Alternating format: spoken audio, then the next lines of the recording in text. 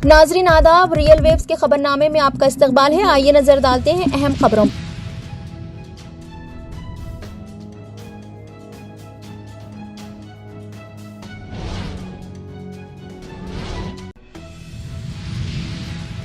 Congress party کی مسلم دوستی اور اقلیتوں کے ساتھ ہمدردی کے جھوٹے وعدوں کی سچائی اس وقت سامنے آ گئی جب کانگریس لیڈر کی جانب سے ضلع نلگنڈا میں ایک مسلم نوجوان پر جھوٹا الزام لگاتے ہوئے اسے نہ صرف ملازمت سے برخاست کروا دیا گیا بلکہ اس نوجوان کی والدہ پر حملہ کرتے ہوئے ان کے کپڑے بھی پھاڑ دیے گئے۔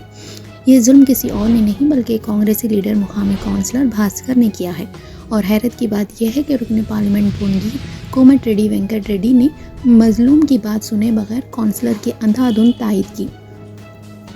تفصیلات کے مطابق شیخ انور آؤٹ سورسنگ ملازم کے طور پر نلگنڈا بلدیہ کے وارڈ نمبر 17 میں خدمات انجام دیا کرتے ہیں۔ ان پر مقامی کونسلر بھاسکر نے الزام لگایا کہ وہ BRS کے حق میں انتخابی مہم میں حصہ لے رہے ہیں اور اپنے اثر و رسوخ کا استعمال کرتے ہوئے انہیں فوری اثر کے ساتھ ملازمت سے برخاست کروا دیا گیا۔ جب اپنے بیٹے کے ساتھ ہونے والے ظلم کے خلاف انور کی والدہ بھاسکر سے بات کرنے کے لیے پہنچی تو کونسلر نے اس بزرگ خاتون پر نہ صرف حملہ کیا بلکہ ان کے کپڑے بھی پھاڑ دیے گئے۔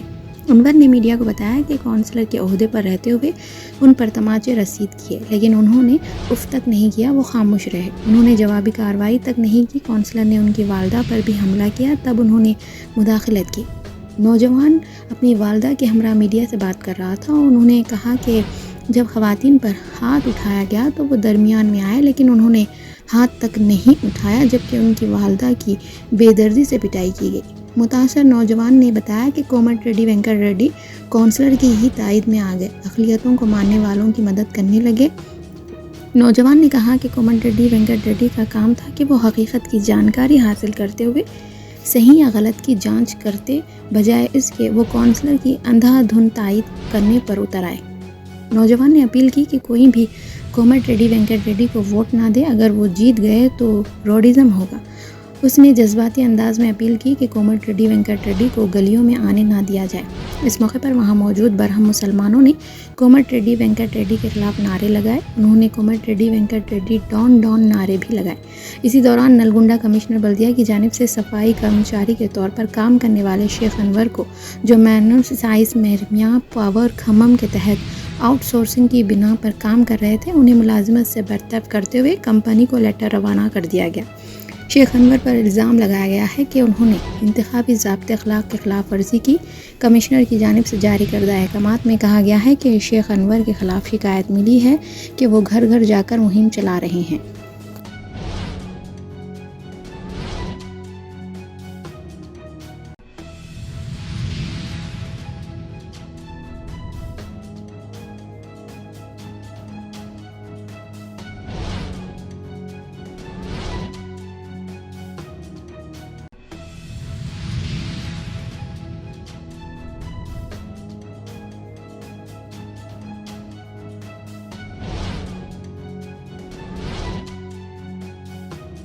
کرناٹک کے اڈپی میں پیش آئے ایک دل دہلا دینے والے واقعے میں مسلم خاندان کے 4 افراد کا نامعلوم شخص نے انتہائی بے دردی سے قتل کر دیا۔ حملہ آور نے خاتون اور ان کے 3 بچوں کو چاقو کے وار کر کے قتل کر دیا۔ حملے میں ایک اور خاتون بھی شدید زخمی ہو گئی۔ ابتدائی اطلاعات کے مطابق اتوار کی صبح ایک نقاب پوش شخص کیمانو کے علاقے میں ایک گھر میں داخل ہوا۔ اس نے گھر میں سوئی ہوئی 2 خواتین اور 3 بچوں پر چاقو سے حملہ کیا۔ 46 سالہ حسینہ اور اس کے 21 سالہ، 23 سالہ اور 12 سال کے 3 بچے چاقو کے حملے میں ہلاک ہوئے۔ ایک اور شدید زخمی خاتون کو اسپتال لے جایا گیا، اس کا علاج جاری ہے۔ اڈپی ضلع کے SP ارون کمار نے جائے حادثے کا دورہ کیا۔ معلوم ہوا ہے کہ متوفی کا شوہر خلیج میں کام کرتا ہے۔ زخمی خاتون کا کہنا تھا کہ وہ نہیں جانتی کہ اس کے 3 بچوں کے قتل کی وجہ کیا ہے۔ واقعے کا مقدمہ درج کر لیا گیا اور تحقیقات کی جا رہی ہے۔ قتل کا یہ واقعہ اڈپی ضلع کے سینتیکٹے نیجارو کے قریب تروپتی نگر میں پیش آیا۔ ماں اور 3 بچوں کو چھریوں کے وار کر کے قتل کر دیا گیا۔ مرنے والوں کی شناخت حسینہ 46 سالہ، افنان 23 سالہ، ایناز 21 سالہ اور عاصم 12 سالہ کی حیثیت سے ہوئی ہے۔ حسینہ کی ساتھ شدید زخمی اور اسپتال میں داخل کرائی گئی ہے۔ مزید تحقیقات کا انتظار ہے۔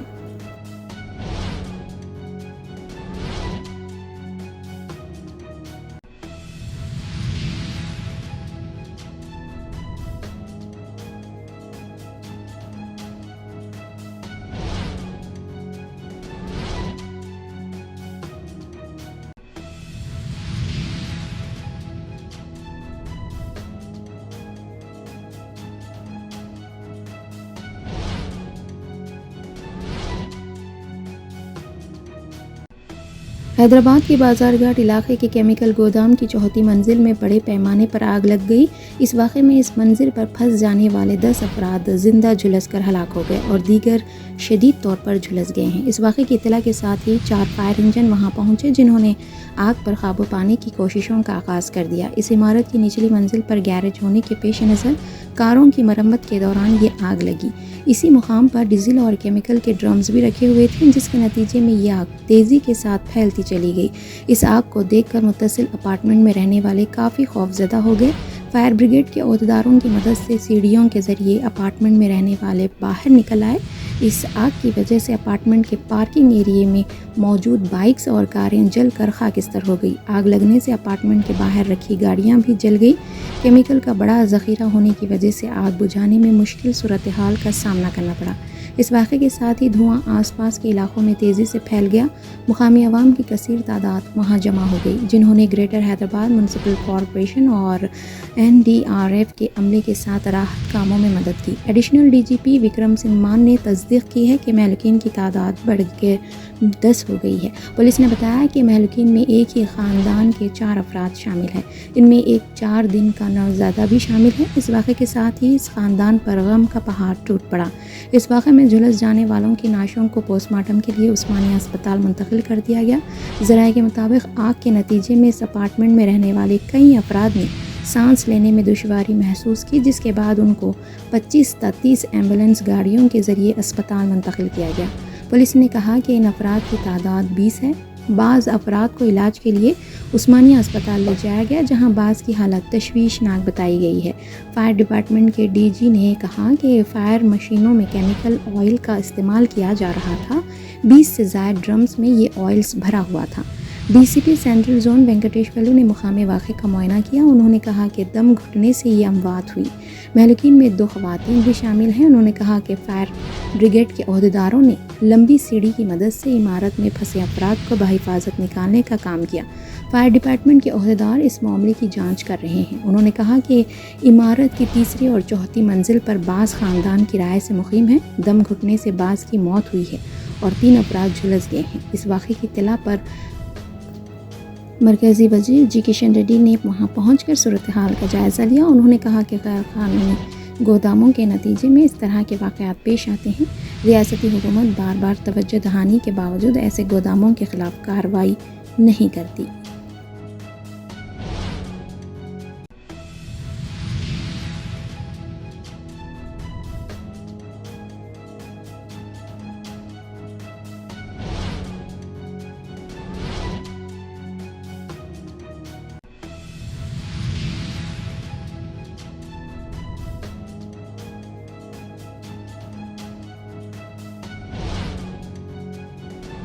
ریاستی گورنر تمیلی سائی سندراراجن اور چیف منسٹر کے چندر شیکھر راؤ نے بازار گھاٹ آتش زدگی کے واقعے پر گہرے رنج کا اظہار کیا۔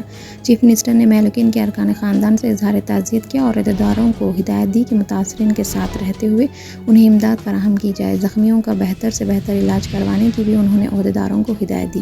اسی دوران گورنر نے حادثے کی وجوہات اور کیا کارروائی کی گئی اس پر اندرون 2 یوم رپورٹ پیش کرنے کی ہدایت دی۔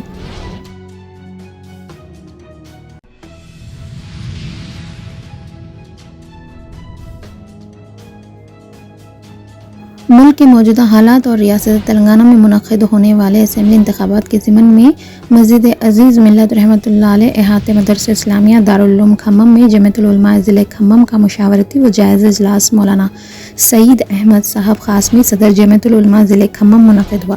اس موقع پر حافظ پیر خلیق احمد صابر جنرل سیکریٹری جمعیت العلماء تلنگانہ نے اپنے خطاب میں کہا کہ جمعیت العلماء ہند ملک کی وہ فعال جماعت ہے جو ملک کے آزادی میں اہم کردار ادا کیا جس کو تاریخ کبھی فراموش نہیں کر سکتی۔ ملک میں جمعیت العلماء ہند 3 اہم مقاصد کو لے کر فعال اور متحرک طریقے سے کام کرتی ہے۔ ملک آزاد ہونے کے بعد سے جمعیت العلماء کے اکابرین نے ہمیشہ اسلام اور شہر اسلام کے تحفظ اور مدارس دینیہ اور مکاتب قرآنیہ کے قیام کے ساتھ ملک کا مسلمان جمہوری ملک ہند میں اپنے اسلامی تشخص کے ساتھ برقرار رہے۔ ملک میں جب بھی آفات سماوی ہو اور دیگر ہنگامی حالات میں ملک بھر میں جمعیت العلماء کے کارکنان علماء کرام کی نگرانی میں ملک کے عوام کی خدمت کے لیے پیش رہتے ہیں اور ملک میں فرقہ پرست طاقتوں کے خلاف جمعیت العلماء شدت کے ساتھ مقابلہ کرتے ہوئے ملک میں امن و امان کی برقراری کے لیے تمام ابنائے وطن کو ساتھ میں لے کر چلتی ہے۔ جمعیت العلماء کے پلیٹ فارم سے ملک کے طول و عرض میں معاشرے کے نوجوانوں میں دینی بیداری پیدا کرنے اور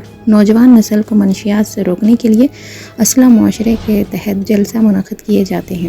حافظ پیر خلیق احمد صاحب نے اپنے خطاب کو جاری رکھتے ہوئے کہا کہ ملک اور ریاست میں انتخابات کے وقت قوم و ملت کے مفاد میں جمعیت العلماء امت کی رہنمائی کے لیے حکومتوں کا جائزہ لے کر قوم و ملت کے مفاد میں مضبوط لائحہ عمل مرتب کرتی ہے۔ پچھلے 9 سالوں میں ریاست تلنگانہ میں حکمران جماعت کا تمام پہلوؤں سے جائزہ لیا گیا، جس میں حکومت تلنگانہ کی جانب سے مسلمان تلنگانہ کے مسائل پر سنجیدگی کے ساتھ کام نہیں کیا گیا، بالخصوص اوقافی اراضیات تشکیل تلنگانہ کے بعد ہزاروں ایکڑ اراضی چلے گئے۔ تلنگانہ میں مسلم تناسب 14% سے زائد رہنے کے باوجود سیاسی اعتبار سے پسماندہ کر دیا گیا۔ شرکاء اجلاس پر زور دیتے ہوئے کہا کہ علماء کرام اور مساجد کے ائمہ کرام قوم و ملت کا قیمتی اثاثہ ہے۔ اسمبلی انتخابات میں قوم و ملت کے مفاد میں تمام چیزوں سے بالاتر ہو کر مضبوط لائحہ عمل مرتب کرتے ہوئے مسلم ووٹروں کو متحدہ طور پر صحیح امیدوار کے حق میں ووٹ دینے کے لیے بیدار پیدا کرنا علماء کرام کی ذمہ داری قرار دیا۔